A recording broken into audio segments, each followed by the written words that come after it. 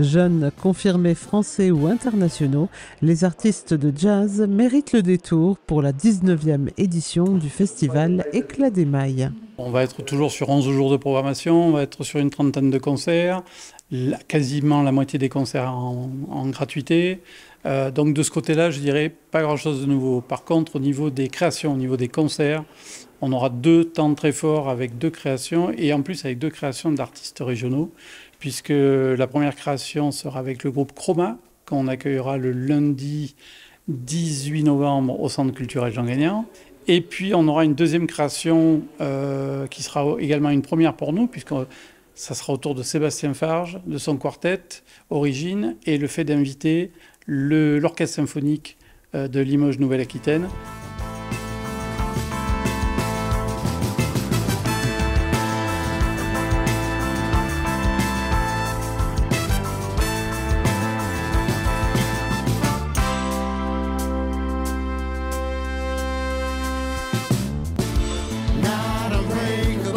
On a fait tout un travail de création en 2022 et 2023 avec Mangane, musicien franco-sénégalais, chanteur, magnifique chanteur, guitariste, percussionniste. Cette année, on change complètement les codes. Il va être tout seul en journée et il va rencontrer des élèves, notamment des élèves et des jeunes, notamment à la BFM de Beaubreuil, mais aussi à Jean Massé. Le bon mix pour moi serait un jour de pouvoir présenter des artistes qui ne sont pas forcément connus dans des grandes salles.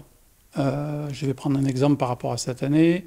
On accueille James Brandon Lewis qui, à mon sens, mais pas qu'à mon sens, est un des très très grands saxophonistes américains qui est en train d'apporter sa touche vraiment personnelle à l'histoire du jazz.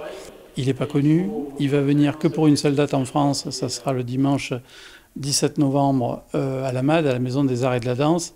Voilà, ça c'est un artiste que j'aurais aimé accueillir au Grand Théâtre, à l'Opéra. C'est parce que c'est quelqu'un qui mérite 1500 personnes dans la salle et que l'on doit découvrir absolument. Qu'est-ce qu'il a de particulier, ce festival ? Eh bien, il est l'illustration de ce que nous voulons en matière de politique culturelle à Limoges.